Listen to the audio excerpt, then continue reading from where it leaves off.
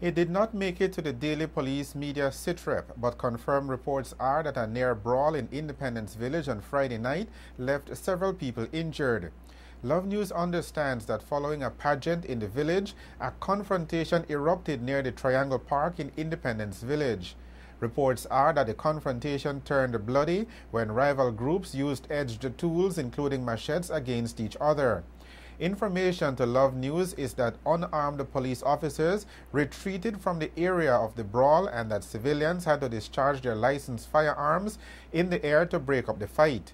A police mobile unit later responded to the scene and took some of the people into custody.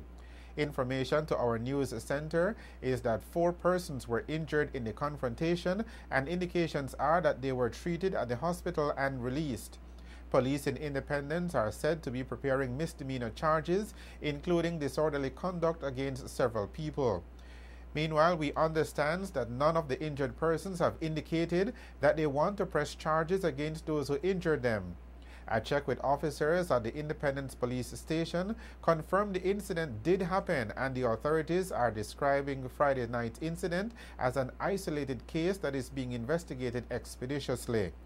As for why the unarmed policemen left the area during the fight, Love News understands that it is a standard operating procedure for the police to withdraw from situations when there is present danger. Love News will continue to monitor developments in this story.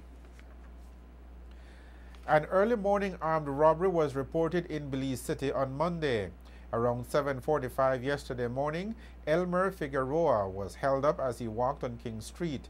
The perpetrator, identified as a dark-complexioned man, carried a small silver handgun, which he reportedly used to demand Figueroa's bag.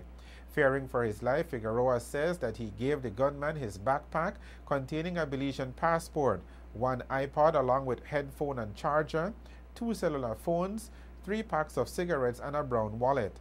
After the robbery, Figueroa says that his assailant rode off in the direction of Albert Street, making good his escape. Police investigations continue.